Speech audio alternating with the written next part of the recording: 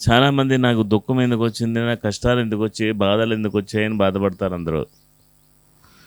ఎవరికైతే కష్టాలు, బాధలు, ఇబ్బందులు ఏర్పడ్డాయో వాళ్ళందరూ నా దృష్టిలో అదృష్టవంతులు.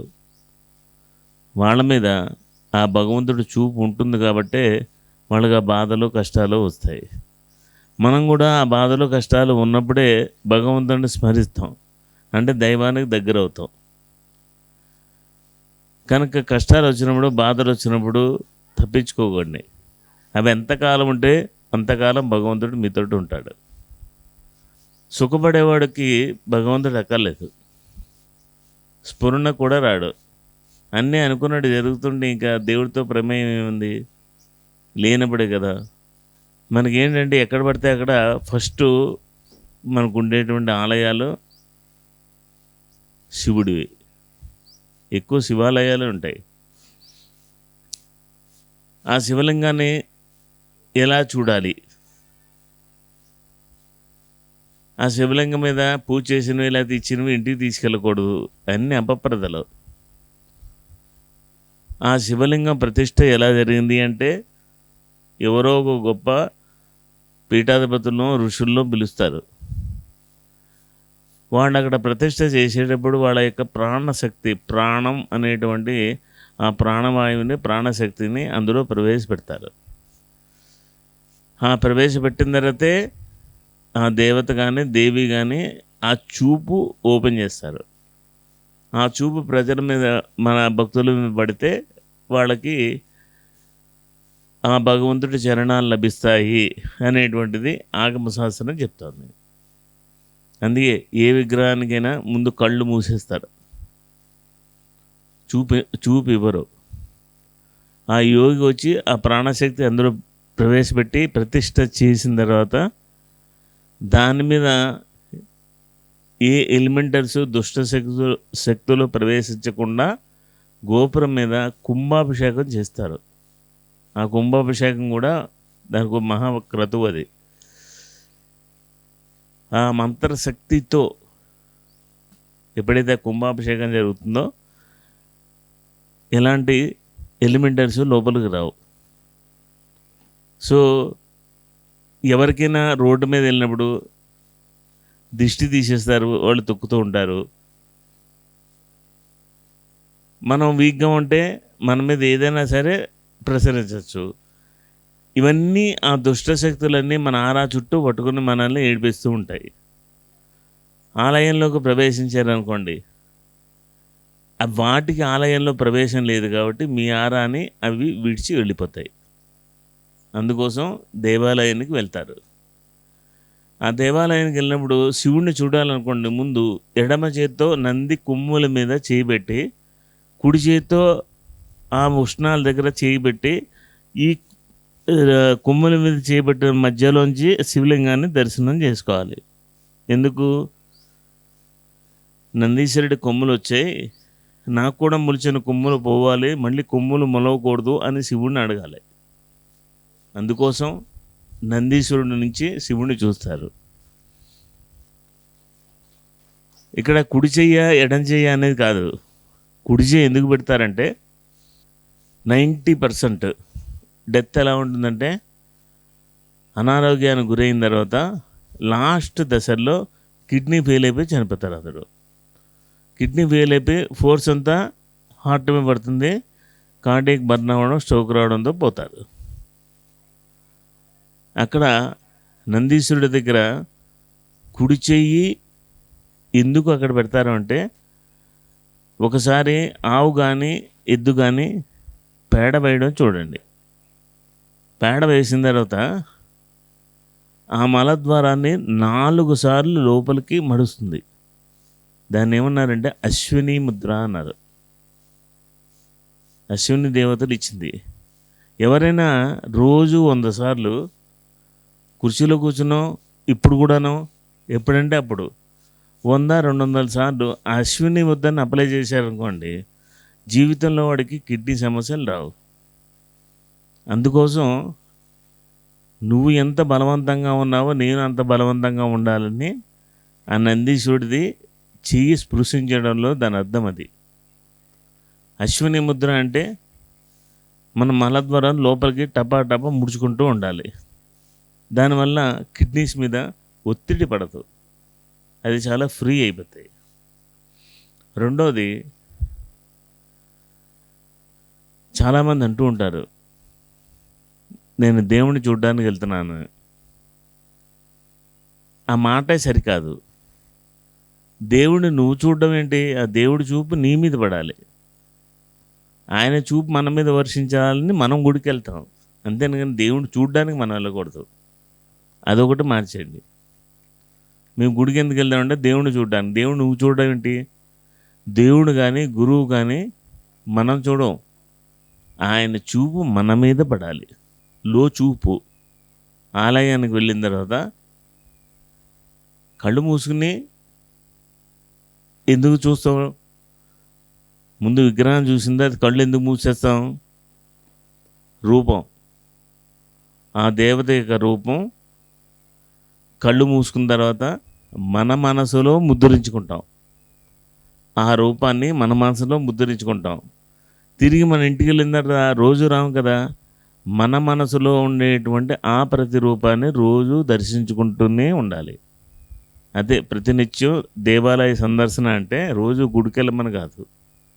గుడి రోజు అందుబాటులో ఉండదు, ఉన్నవాళ్ళు అదృష్టం. ఆ గుడికి వెళ్ళి ఆ శివుడిని చూసిన తర్వాత చటుక్కున కళ్ళు మూసేసుకుని మన మనసులో ఆ ప్రతిమని ముద్రించుకోవాలి. మన ఇంటికి వెళ్ళిన తర్వాత ఏం చేయాలి? ఆ ప్రతిరూపాన్ని చూడటం కోసం, రూపదర్శనం కోసం గుడికి వెళ్తాం, ప్రతిరూప దర్శనం కోసం మనలోకి మనం వెళ్తాం. అది అందులో ఉండే లాజిక్. సో వెళ్ళి ఆ గుళ్ళో దేవత ఆ విగ్రహాన్ని చూసేటప్పుడు విగ్రహం మీద ఉండే అలంకారాలు, దాని రూపురేఖలు అవి కాదు, అందులో ఉండేటువంటి ఆ మూర్తిని మనం తన్మయత్వంతో మన కంటితో చూడాలి. అలా చూస్తూ ఉండండి. ఇంకోటి, గుడికి వెళ్ళిన తర్వాత ఆ దేవి గారి దేవతా దర్శనం ఎలా ఉండాలంటే, ముందు పాద దర్శనం చేసుకుని అక్కడి నుంచి శిఖరం చూడాలి. అందరూ డైరెక్ట్గా ముఖం చూస్తారు, ముఖం చూడకూడదు. పాదం నుంచి పై వరకు చూడాలి. అప్పుడు ఆవిడ నిజరూప దర్శనం మీకు దొరుకుతుంది. అర్థమైందండి? ఆ విగ్రహం దగ్గర పెట్టి హారతి ఇచ్చడమో, ఏదైనా అక్కడ తీర్థం పెట్టడమో, ప్రసాదం పెట్టడమో చేస్తే చాలా పరిశోధన జరిగాయి. యూట్యూబ్లో కొట్టండి, వెస్టర్న్ ఆయన ఆ గుడిలో పెడితే ఏమొస్తుంది అనడానికి, ఆ పదార్థానికి వాటర్కి కొంచెం ఆరా పెరుగుతుంది. అంటే ఆ విగ్రహం దగ్గర ఉండే శక్తి దీంట్లో ప్రవేశిస్తుంది. అది ప్రవేశించిన తర్వాత తింటే, స్వీకరిస్తే మనకేదో పవిత్రత వస్తుందని మన పూర్వులు మనకిచ్చిన ప్రగాఢ నమ్మకం, విశ్వాసం. ఆ నమ్మకం, విశ్వాసం ఎక్కడికి పోకూడదు. అది ఆలయాన్ని దర్శించేటువంటి విధానం. ఇంకా దర్శనం అయిన తర్వాత ఫస్ట్ చేసుకోవాల్సింది ఆత్మ ప్రదర్శనం. మీకు ఓపిక ఉంటే గుడి చుట్టూరా తిరగండి, లేదా మీ చుట్టూ మీరు తిరగండి. మీ చుట్టూ మీరు తిరుగుతూ నేనెవరిని అని ప్రశ్నించుకుంటూ ఉండండి. ఆలయానికి వచ్చి మీ చుట్టూ మీరు ప్రదర్శన చేస్తూ, ఆలయ చుట్టూ ప్రదర్శన చేస్తూ నేనెవరు అని ప్రశ్నించుకోండి. 6 నెలల్లో మీకు సమాధానం దొరికి తీరుతుంది. దేవుడి దగ్గరికి వెళ్ళేటప్పుడు, గుడికి వెళ్ళేటప్పుడు కోరికలతో వెళ్ళకూడదు. నాకు ఆ కోరిక ఉంది, నాకు ఈ కోరిక ఉంది అని చేయకూడదు. కృష్ణుడు ఏం చెప్పాడంటే, ఆర్తో అర్ధార్థి జిజ్ఞాసి జ్ఞాని, ఇలా 4 రకాల భక్తులు ఆయన ఉన్నారట. ఆర్తి అంటే ఆర్తితో పిలవాలి, ఇంకా లేదు నువ్వు రాకపోతే నా పని ఇంతే అన్నట్టు ఆర్తితో పిలిస్తే ఆ దేవీ దేవతలు పలుకుతారు. రెండో వర్గం ఉంది, అర్ధార్థి అంటే ఆయనతో వ్యాపారం అన్నమాట. నేను వ్యాపారం చేస్తున్నాను, నాకు లాభం వస్తే దాంట్లో ₹1,00,00,000 నీకు ఇస్తాను. ఆ వచ్చిన తర్వాత గుడికెళ్ళి ₹1,00,00,000 ఇస్తూ ఉంటారు. జిజ్ఞాసు అంటే వాడికి జ్ఞానం, ఆ భగవంతుడి నుంచి ఏం కోరుకుంటాడంటే జ్ఞానం కొనుక్కుంటాడు. జిజ్ఞాస ఎక్కువ ఉంటుంది. ఏం కోరుకుంటాడు? జిజ్ఞాసు అంటే ఎవరు? బలి చక్రవర్తికి ప్రహ్లాదుడు మనవడైన. ఆవేశం ఎక్కువ, అహంకారం ఎక్కువ. నేను పెద్ద రాజుని, నాకు అన్నీ ఉన్నాయి, నా అంత గొప్పోడు ఎవడు లేడనేటువంటి అహంకారం. ఆ అహంకారంతో ఆయన ఏం చేశాడంటే, చిన్నగా నడుచుకుంటూ వచ్చేవాడిని, ఏం కావాలి నీకు? రాజులు కావాలా, బండారాలు కావాలా, మణులు కావాలా, వజ్రాలు కావాలా, లేడీస్ కావాలా, ఇవన్నీ అడుగుతాడు. ఆ పిల్లాడికి అవన్నీ ఎందుకు? నాకు అడుగు, 3 అడుగులు అంటే 3 సార్లు అడుగుతాడు. ఆ 3 సార్లు అడిగినప్పుడు ఈయన చెప్తాడు, అమ్మో వచ్చినోడు చాలా డేంజరస్ పర్సను, నువ్వు ఆయన వల్ల చిక్కుకోవద్దు అని వాళ్ళ గురువు చెప్తాడు. అయినా బలి చక్రవర్తి వినడు. వచ్చిన మహావిష్ణువు నా తల మీద కాలు పెట్టడం ఏంటి, నన్ను చేజాపి అడగడం ఏంటి, ఇంతకన్నా జీవితంలో ఏమైనా ఎవరికైనా అదృష్టం దక్కుతుందా? సాక్షాత్తు ఆయనే, ఆయన పాదాన్ని నా తల మీద పెడతారా? ఎంత యోగం, ఎంత భోగం! ఈ అవకాశాన్ని నేను విడుచుకోను అని పాదాన్ని నెత్తి మీద పెట్టుకుంటాడు. అది జిజ్ఞాస అంటే. జ్ఞాని. భీష్ముడు ఉన్నాడు, ఆయనకి అన్నీ ఉన్నాయి, ఇచ్చామరణం ఉంది, తండ్రి అన్నీ ఇచ్చాడు. అయినా సరే కృష్ణుడితోటి యుద్ధానికి తలపడ్డాడు. ఎందుకు? జ్ఞానం రావాలంటే ఎవరితో పోరాడాలి? జ్ఞానం ఉన్న వ్యక్తితో, విజ్ఞానం ఉన్న వ్యక్తితో, ప్రజ్ఞానం ఉన్న వ్యక్తితో పోరాటం చేస్తే ఓడినా గెలిచినా స్వర్గానికి పోతాం. అలా 4 రకాల భక్తులు నా దగ్గర ఉన్నారు అని కృష్ణుడు భగవద్గీతలో చెప్తాడు. సో మనం ఏది కోరకూడదు. మనకేం ప్రాప్తిందో, ఎంత వస్తుందో మనకు తెలియదు కదా. అలాంటిది నాకు ఇది కావాలని మనం ఎందుకు కోరుకోవాలి? ఎప్పుడు కూడా నన్ను కరుణించు, నన్ను అనుగ్రహించు, అంతే. అంతేగాని దేవుడి గుడి చుట్టూ ప్రదర్శనలు చేసి నాకు ఇది కావాలి అది కావాలని అడగకూడదు. సార్, దేవాలయంలో విషయాల గురించి మనం సార్ని ప్రశ్నలు అడుగుతున్నాము. శటగోపురం పెడతారు, దానిది. ఆ తర్వాత ధ్వజస్తంభం ఉంది, అది. వీటి విశిష్టత కావాలి సార్ మాకు. ధ్వజస్తంభం ఎందుకు ఉంటుంది అంటే, అది ఆలయం గోపురంతో ఈక్వల్గా ఉంటుంది. దాని చుట్టూరా బలిపీఠాలు పెడతారు. ఎందుకంటే ఉగ్రదేవతలు ఉంటారు, ఎలిమెంటల్ సోల్స్ ఉంటాయి. అవేమీ కూడా ఆ ప్రాంతాన్ని దాటి ఆలయంలోకి ప్రవేశించకుండా ఉండడానికి ఆ బలిపీఠాన్ని బయటే పెట్టి వాటికి ఏం కావాలో అక్కడే ఇస్తారు. వాటికి లోపల ప్రవేశం ఉండదు. అందుకోసం ధ్వజస్తంభం. ఆ ధ్వజస్తంభం చుట్టూరా ప్రదర్శనలు చేయడం, దాన్ని తాకాలనుకోవడం పొరపాటు. అది ముట్టుకోకూడదు. తిరగాలంటే తిరగండి, కానీ ఏ నెగిటివ్ ఎనర్జీస్ లోపల రాకుండా ఆపేటువంటి శక్తి దానికే ఉంది. 2,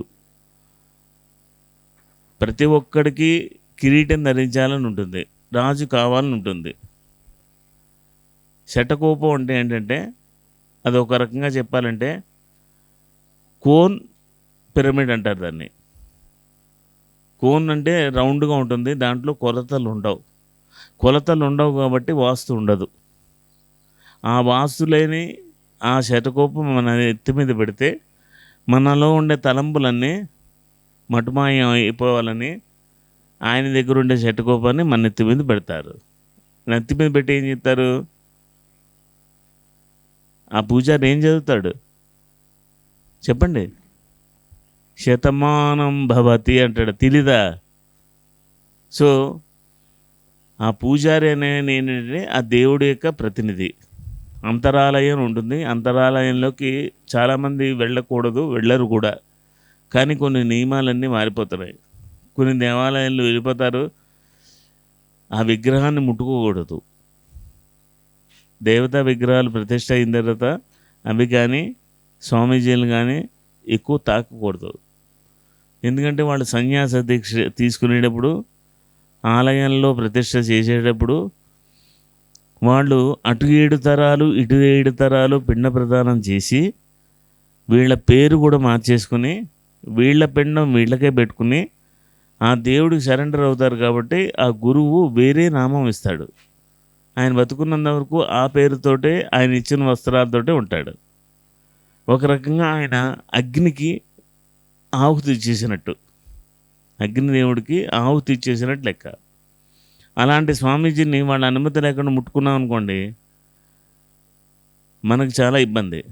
చాలామంది అనుకుంటూ ఉంటారు వాళ్ళని తాకాలని, ఏదో తోపులాట్లోనూ అక్కడక్కడ ముందుకెళ్ళి దండిస్తూనో పనులిస్తూనో ఏదో చెయ్యో వేలో పట్టుకోవాలని చూస్తారు, పట్టేసుకుంటారు. అమ్మ ఐఎమ్ హ్యాపీ అంటారు. కానీ నేను ముట్టుకున్నా, నాకేం కాలేదు, నాకు ఎక్కడ కాలేదు అనుకుంటారు. ఆ ముట్టుకుని అంటే ఎక్కడ కాలాలో అక్కడ కాలిపోయి ఉంటుంది. వాళ్ళకి ఆ విషయం తెలిసేసరికి లేట్ అవుతుంది. సో మనం ఆశ్రమానికి వెళ్ళినా, దేవాలయాలకు వెళ్ళినా, మన ఈ చేతులతో ఎలాంటి పనులు చేస్తామో మనకు తెలుసు. ఎన్ని నాన్ వెజిటేరియన్ ముట్టుకుంటామో తెలుసు, ఎన్ని తింటామో తెలుసు. ఈ చేతులతో వాటిని తాకూడదు. అది ఆగమ శాస్త్రంలో ఉండేటువంటి నియమం. అంతరాలయంలో ఎవరికీ ప్రవేశం లేదు, ఒక గుడి పూజారికి తప్ప. అందుకే వాళ్ళే ఉంటారు, కానీ ఆ విగ్రహాల జోలికి వెళ్ళకూడదు, తాకూడదు, ముట్టుకోకూడదు. ఇంకోటి, పంతులు గారికి ఏదో శరకోపం పెట్టగానే 50 రూపాయలు చేతిలో పెట్టి ఆయన కాళ్ళకి నమస్కారం పెట్టుతారు. ఆయన్ని కూడా తాకూడదు. ఎందుకంటే ఆ గుళ్ళో ఉండే దేవుడికి నీకు మధ్య సూత్రధారి ఎవరంటే ఆ పురోహితుడే, ఆ పూజారి. పురోహితుడు అంటే ఏంటి? పురహితుడు. పురం అంటే ఊరు. ఆ ఊరంతటికి హితం కలిగించేవాడు, హితోపదేశం చేసేవాడు. కనుక ఆ గౌరవంతో, ఆ రెస్పెక్ట్తో ఆలయ దర్శనాన్ని చేసుకోవాలి. సార్, కొన్ని పేర్లు మనం పురాణాల్లో ఎంతో పవిత్రమైన దేవతల పేర్లు కూడా కొంతమంది పెట్టుకోరు. సీతమ్మ వారు ఉన్నారు, మరి వారి పేరు కొంచెం తక్కువగా పెట్టుకోవడం మనం గమనిస్తాం. ఆ తర్వాత అది కాకుండా ఇంకొక ఇదేంటంటే, ఈ అష్టమి నాడు, అష్టమి నవమి ఇద్దరు మహానుభావులు పుట్టినటువంటి తిథులు అవి కూడా మరి మామూలుగా ఎందుకు అది శుభసూచకంగా మనం అనుకోము అనే విషయం నాకు అప్పటి నుంచో డౌట్లు ఉన్నాయి. కొంచెం మీరు చెప్పాలి. ఇప్పుడు నవంబర్ 11వ తేదీ ఎంతోమంది పుట్టారు. ఆ రోజే పత్రిసారి పుట్టారు అని చెప్పాడు. మరి ఆయన ఒక్కడే ఆ స్థితికి ఎందుకు వెళ్ళారు, మిగతా వాళ్ళందరూ ఎందుకు వెళ్ళలేదు? ఆ తిథి, ఆ నక్షత్రం, ఆ గ్రహం అదే రోజు పుట్టారు కదా. పోనీ అష్టమి రోజున పుట్టిన వాళ్ళు ఎంతమంది ఉన్నారు? వాళ్ళందరూ కృష్ణుడిలో ఎందుకు కాలేదు? కృష్ణుడు ఒక్కడే ఆ జగద్గురు ఎందుకు అయ్యాడు? చిన్నప్పటి నుంచి ఆ లీలలు ఆయన ఎందుకు చేశాడు? అష్టమి సేమ్ వారం, సేమ్ నక్షత్రానికి పుట్టిన వాళ్ళు కొన్ని వేల లక్షల మంది ఉంటారు మీరు లెక్క తీస్తే. వాళ్ళు ఎందుకు కాలేదు, ఈయన ఎందుకు అయ్యాడు? ప్రతిదానికి గడియలు ఉంటాయి, యోగాలు ఉంటాయి, కరణాలు ఉంటాయి. ఏ గడియలో, ఏ యోగంలో, ఏ కరణంలో పుట్టాలో ఆ ఎంపిక చేసుకున్న తర్వాత ఆ అన్నిటిలోనూ ఉండాలి, ఒక తిథి అనేది కాదు. కనుక ఏ తిథి చెడ్డ తిథి కాదు, ప్రతి తిథి చాలా గొప్పది. ఆ తిథి కూడా ఆ ఋషి పోక్త వల్లే వచ్చింది. అష్టమి పూట అష్ట కష్టాలు వస్తాయంటారు. నేనేమంటానంటే అష్టమి రోజు కూర్చుని ఏ పని చేసినా అష్టసిద్ధులు వస్తాయి. మీరు ఆ అష్టసిద్ధుల వైపు ఎందుకు చూడరు? ఆ లో చూపు ఎందుకు లేదు? మీ చూపు సరిగ్గా లేదు కాబట్టి అష్ట కష్టాలు కనబడుతున్నాయి. నిజానికి ఆ బాలకృష్ణుడి వల్ల అందరూ కష్టాలు పడ్డారా? కృష్ణుడు కష్టపడ్డాడా? కృష్ణుడికి ఏం కాలేదు, చుట్టూ ఉన్న వాళ్ళందరూ కష్టపడ్డారు, ఆయనకేం కాలేదు. ఇంకపోతే సీతాదేవి, సీత అని పేరు పెట్టుకోరు, ఎందుకంటే సీతమ్మ వారికి వచ్చిన కష్టాలు నాకు వస్తాయని. అసలు సీతాదేవి ఎక్కడ ఎవరికి పుట్టిందో తెలుసా? రావణాసురుడికి లంకలో జన్మించింది. ఆ లంకలో జన్మించిన కాళ్ళు చేతులు చూసిన తర్వాత ఈమె లంకలో పెట్టుకున్నామంటే లంక వినాశనం తప్పదు అని అందరూ తేల్చి చెప్పేయడంతో ఒక పెట్టెలో పెట్టి తీసుకెళ్ళి పొలంలో నాటేస్తారు. కాలక్రమంలో ఆ పొలం అంతా జనక మహారాజుకు వచ్చింది. జనక మహారాజుకు వచ్చింది కాబట్టి ఆయన దున్నుతూ ఉన్నప్పుడు ఆ పెట్టె దొరికింది. ఎవడి చావు వాడే కొని తెచ్చుకుంటాడు అని ఓ సామెత ఉంది. అందుకే సీతాదేవి రాముడు వనవాసానికి వెళ్తున్నప్పుడు నేను వెళ్తానని ఆమెకి జనకుడు పెట్టినటువంటి 7 వారాల నగలో వేసుకుని వెళ్తుంటే కౌశల్యాదేవి వెనక్కి పిలుస్తుంది. ఎక్కడికి వెళ్తున్నావు? అడవిలోకి వెళ్తున్నావా? పెళ్ళికి వెళ్తున్నావా? ఏంటి ఆ నగలు, అలంకారం, పట్టు వస్త్రాలు? రాముడు చూడు నారబట్టలు కట్టుకున్నాడు అని మాట్లాడిపోతే వశిష్ఠుడు అడ్డుపడతాడు. అలాగే వెళ్ళాలి కూడా. ఎందుకంటే జరగబోయే ప్రణాళిక అంతా ఆయనకి తెలుసు. ఆ నగలన్నీ ఎక్కడ పోతాయో తెలుసు, ఎవడు మూట కడతాడో తెలుసు.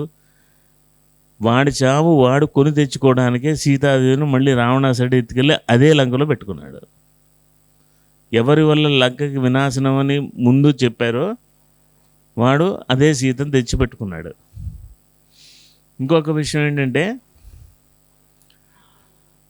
రామావతారం రావడానికి ముందు రావణాసురుడు రావణ బ్రహ్మ అందులో తిరిగేలేదు. ఆయనంత శక్తి ఎవరికీ లేదు. వాలినే తన చంకలో కట్టేసి సముద్రంలో ముంచేసినాడు. అంత బలవంతుడు. ఆడి శక్తి ముందు మిగతా శక్తి అంతా దిగదూడిపోయి, ఆయన తపోశక్తి కూడా అంత గొప్పది. అష్టదిక్పాలకుల్నే ఆయన బంధించేసి లంకలో పెట్టుకున్నాడు. వరుణుడు సైతం, అగ్నిదేవుడు సైతం అందరినీ బంధించి ఇంట్లో పెట్టుకున్నాడు. పైగా ఏమైనాడు, ఎప్పుడు ఎక్కడ వర్షం కురవాలో ఈయన శాసిస్తే దాని ప్రకారం వెళ్ళి ఆ వరుణుడు చేయాలి. ఎక్కడ మండాలి అంటే, ఏ తగలబెట్టాలి అంటే రావణాసురుడు అనుమతి ఉండాలి. అలా ఓ రోజు ఎక్కడికో రావణాసురుడు వెళ్ళిన తర్వాత వీళ్ళందరూ హఠాత్తుగా విష్ణుమూర్తి దగ్గరికి వస్తారు. ఏమయ్యా ఇంకా చోద్యం చూస్తూ కూర్చున్నావా? ఎన్ని అరాచకాలు, ఎన్ని అకృష్టాలు జరుగుతున్నాయో తెలుసా? మమ్మల్ని ఏమేమో ఆడుకుంటున్నాడో తెలుసా? నన్నేమో ఆయన చెప్పినట్టు ఆయన కంట్రోల్లో ఉండాలంట, నేను ఎప్పుడు కురవాలంట, లేదా కురవకూడదంట. నా యొక్క విధులను కూడా ఆయన కంట్రోల్ చేస్తున్నాడు, మేము భరించలేకపోతున్నాం అని అందరూ వాపోయి రకరకాలుగా చెప్తారు. కంగారు పడకండి, దేనికైనా పాపం పండాలి. వాడి గడియ దగ్గరకు వచ్చే టైంలోనే నేను అవతరిస్తున్నాను. అవతారానికి బాట కావాలి కదా. విష్ణువు మానవ అవతారం ఎత్తే అక్కడ జన్మించాలి అంటే విష్ణువుకి అవతారం ఎత్తవలసిన పని కావాలి. అందుకే ఒకసారి దేవతల సమావేశం జరుగుతుంటే అందరినీ పిలుస్తారు. ఆ దేవతల్లో ప్రథమ స్థానం ఎవరికి ఉంటుందంటే బ్రహ్మ మానసపుత్రులైన సనక సనందాలకు ఉంటుంది. అందులో సనకుడు పెద్దవాడు, నలుగురు ఈక్వల్గానే ఉంటారు. బాల బ్రహ్మచారులు వాళ్ళ ఆసనం మీద కూర్చుంటారు. ఎందుకంటే వాళ్ళకున్న బ్రహ్మజ్ఞానం ఇంకెవరికీ లేదు. ఆ జ్ఞానం ఉంది కాబట్టి వాళ్ళు అనుకోవడంలో తప్పులేదు. విష్ణుమూర్తి లోపలికి వచ్చేసరికి వీళ్ళు ఎవరు లేవరు. మిగతా వాళ్ళందరూ లేస్తారు. ఆ విష్ణు వెళ్ళేటప్పుడు ఈ శనకుడు సింహాసనాన్ని కొంచెం కాలుతో తాకి వెళ్తాడు. అప్పుడు శనకుడు అంటాడు, వెళ్ళేటప్పుడు వచ్చేటప్పుడు చూసుకుని వెళ్ళాలి, తన్నుకుంటూ వెళ్ళకూడదు అంటాడు.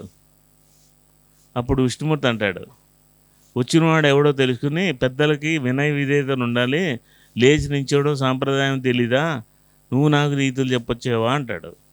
అప్పుడు ఆ శనకుడు ఎంత అహంకారంతో మాట్లాడుతున్నావు కాబట్టి భూలోకంలో సాధారణ మానవుడిగా జన్మించు అని శాపం ఇస్తాడు.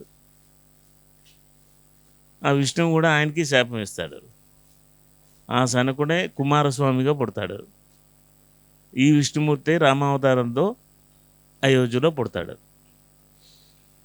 సీతాదేవి దొరుకుతుంది, ఇవన్నీ మీకు తెలుసు. సీత అని ఎందుకు పేరు పెట్టుకోరంటే ఆవిడకి అన్ని కష్టాలే అనుకుంటారు అందరూ.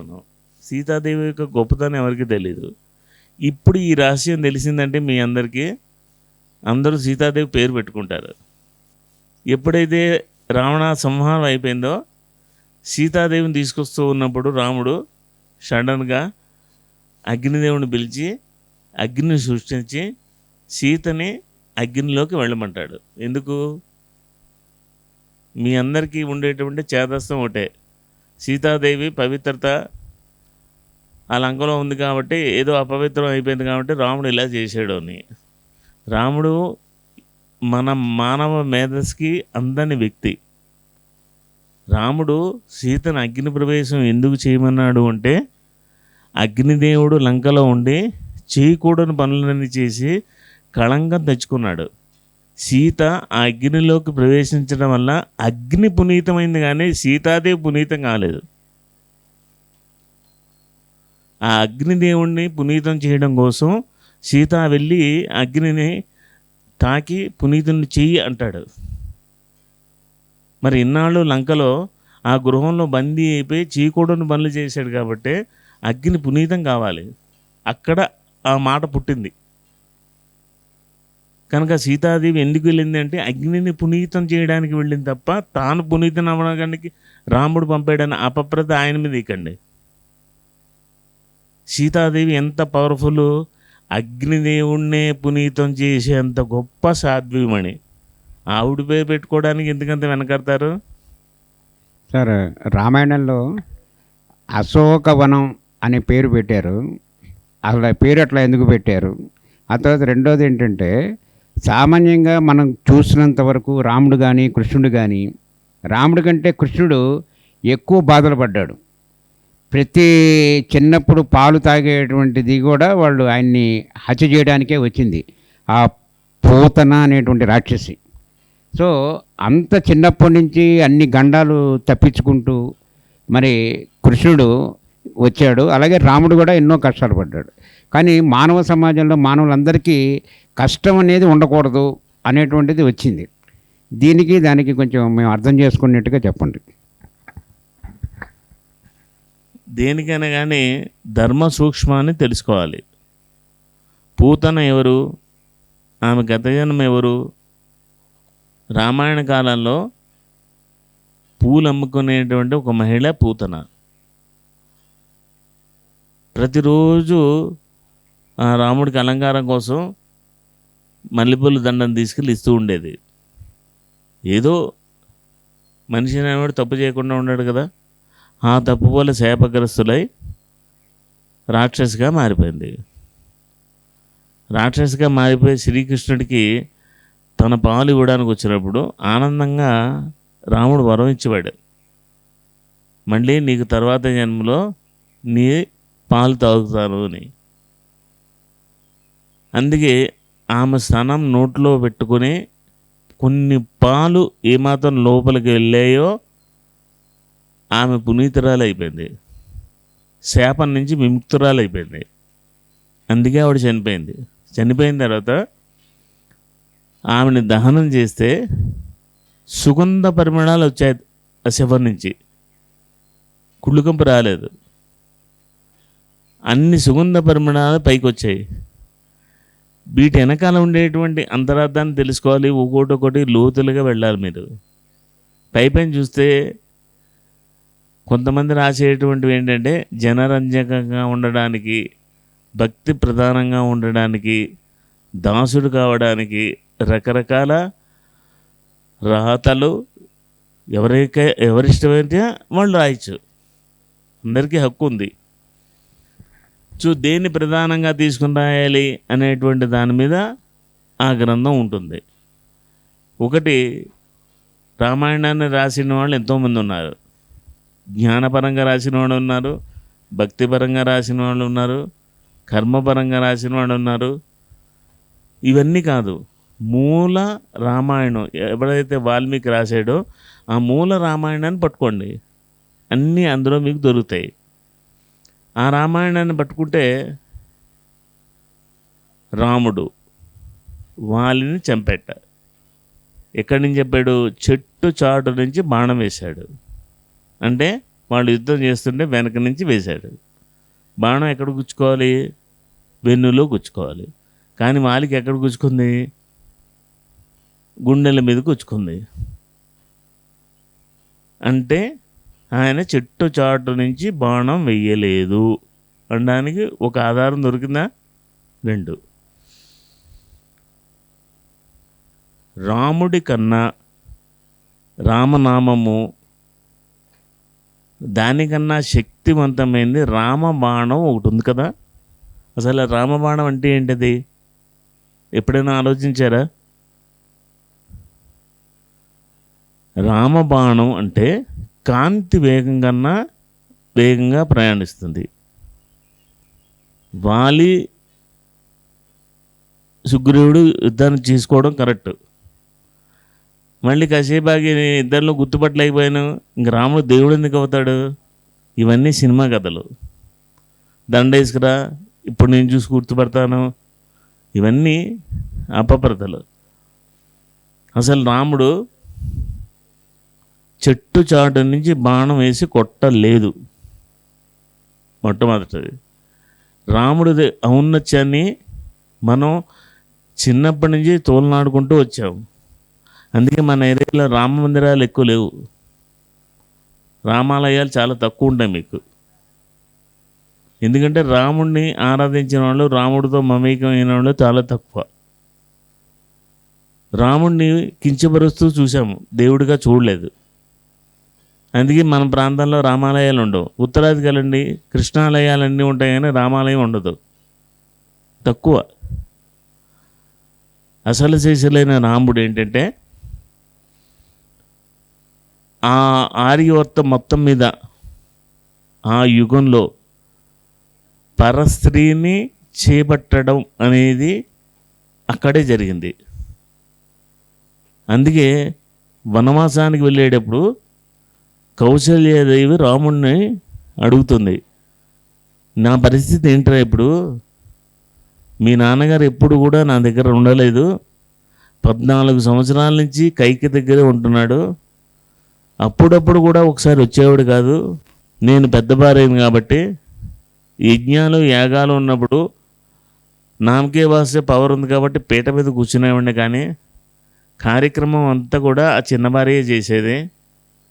నువ్వు నా కడుపును పుట్టిన తర్వాత నా రాముడు అని నీ మీద ప్రేమతో నా మందిరానికి వస్తున్నాడు, అంతేను కానీ నా మీద ప్రేమ తగ్గిపోయింది. ఆ చిన్న భార్య దగ్గర, చిన్నమ్మ దగ్గర ఉంటున్నాడు. ఇప్పుడు నువ్వు అడవికి వెళ్ళిపోతే నా పరిస్థితి ఏంటి అంటే, అప్పుడు రాముడు అన్న మాట ఏంటంటే, అమ్మా నీకు నన్ను మాట ఇస్తున్నాను, నా జీవితంలో జానకీదేవికి తప్ప ఇంకెవరికి చూడలేదు అంటాడు. అందుకే అప్పటి నుంచి ఏకపత్నివ్రతుడు అయ్యాడు. వాళ్ళ అమ్మ అడిగిన దానికి ఈయన ఇచ్చిన దానికి సమాధానం ఏంటి? ఏమైనా పొందనుందా? వాళ్ళ అమ్మ ఎందుకు అడిగింది? నా దగ్గరికి మీ నాన్న రావట్లేదు అంటే నాన్న దగ్గరికి వెళ్ళి అమ్మ దగ్గరికి ఎందుకు రావట్లేదు అని అడిగే సంస్కారం లేదు. దీన్ని బట్టి కొడుకులు నాన్నని ఏ విషయంలోనూ నిలదీయకూడదు. నీకు ఆ హక్కు లేదు. నీకు నడత నేర్పించిన తండ్రి కనుక అలా ఉండు ఇలా ఉండుని తండ్రికి ఆదేశాలు ఇవ్వకూడదు ఆర్డర్లోను. అందుకే ఏం చెప్పాడు, ఇప్పుడు దాన్ని మార్చలేడు. ఇప్పుడు మార్చడానికి ఆయన చేతుల్లో లేదు. కనుక ఏమన్నాడు, ఈ ప్రాబ్లం ఎక్కడి నుంచి వచ్చింది? 3-4 భార్యలు ఉండడం వల్లే కదా. నేను ప్రతిజ్ఞ చేసినాను, ఏకపత్నివ్రతుడిని, ఇంకా ఏ మహిళకి ఈ కష్టం రాకుండా ఉండుగాక అని. ఒక్కతే భార్య. రాముడు అంటే ఏకపత్నివ్రతుడు. ఇది లోకానికి చాటడం కోసం ఆ ప్రతిజ్ఞ వాళ్ళ అమ్మకి చేశాడు. అలాంటి రాముడు ఆ లోకంలో, ఆ యుగంలో పరస్త్రీ అంటే పక్కవాడి భార్యని చేర్చడం అనేది లేదు. వాడు చేసిన తప్పు, శిక్ష పడాల్సిందే, సంహారం జరగాల్సిందే. కనుక ఏం చేశాడంటే, వాలికి సుగ్రీవుడికి యుద్ధం జరుగుతోంది. రాముడికి తన శక్తి మీద తనకి నమ్మకం ఉంది. అందుకే రాముడు ఏం చేశాడంటే సరాసరి ఎదుర్కొన్నా నిలబడ్డాడు. వాలికి డౌట్ వచ్చింది, ఎవరో ఎదుర్కొన్నా నిలబడ్డారు, వాడిని ఎవడో చూడాలి. చూస్తే ఏమవుతుంది, వాళ్ళలో ఉండే సగం శక్తి వచ్చేస్తుంది కదా, వాడిని ఓడించవచ్చు అని సుగ్రీవుడి కింద పడిన తర్వాత వాడి గుండెల మీద గద ఉంచి తల తిప్పి నా ఎదురుకుండా ఎవడరా ఉన్నది అని చూసేలోగా, కంటి చూపు కన్నా కాంతి వేగం ఎక్కువ కదా, రాముడు చేతిలో ఉన్న రామబాణం వాలి చూపు కన్నా ముందే వచ్చి వాళ్ళని కొట్టేసింది. అది రామబాణం యొక్క గొప్పతనం. రాముడు చెట్టుచాటిని కొట్టలేదు. 2, ద్వాపర యుగంలోకి వచ్చేసరికి ఎంత హాస్యాస్పదమైన మాట ఏంటంటే, కృష్ణుడు చచ్చిపోవడానికి ఆ బోయేవాడు గత జన్మలో వాలిట, అందుకని కృష్ణుని కొట్టేసేట. ఆ కర్మని కృష్ణుడు తీర్చుకున్నట. అంటే దేవదేవుడు, జగద్గురువు, బ్రహ్మజ్ఞాని, సుదర్శన చక్రం ఉంది, బ్రహ్మాస్త్రాన్ని సైతం ఉపసంహరించగలిగిన ఆ కృష్ణుడికి దానికన్నా ఎక్కువ పవర్ఫుల్ ఉన్న నారాయణాస్త్రం కలిగిన వాడికి కర్మలా? అది గత జన్మ కర్మ. దీనికి అంటన్నవాడు దేన్ని ముట్టన్నవాడు కదా, ఆయన కర్మ ఎందుకు ఉంటుంది? అసలు వాడెవడో వచ్చి దేనివల్ల చనిపోతే ఇవన్నీ కల్పనలు. ఎందుకు మరణాన్ని కోరుకున్నాడు అంటే ఒకటే కారణం, గాంధారి అపర పతివ్రతల్లో అగ్రస్థానంలో ఉండేటువంటి 5 పతివ్రతల్లో గాంధారి ఒకడు. గాంధారి శాపం ఇచ్చింది. ఆ శాపాన్ని కనుక కృష్ణుడు స్వీకరించకపోతే పతివ్రత యొక్క గొప్పదనం, పతివ్రత యొక్క శక్తి, ఆవిడ యొక్క తపశక్తి, పతివ్రత యొక్క ఉన్నతత్వం లోకానికి చాటి చెప్పేది ఎవరు? ఆ పాతివ్రత్య మహిమ అంటే ఏమిటో చాటి చెప్పడం కోసం ఆమె ఇచ్చిన వరాన్ని కృష్ణుడు స్వీకరించాడు. ఆ స్వీకరించింది ఎందుకు? పతివ్రత యొక్క గొప్పతనాన్ని లోకానికి చాటి చెప్పడానికి. ఇది మనం నేర్చుకోవాల్సిన అంశం.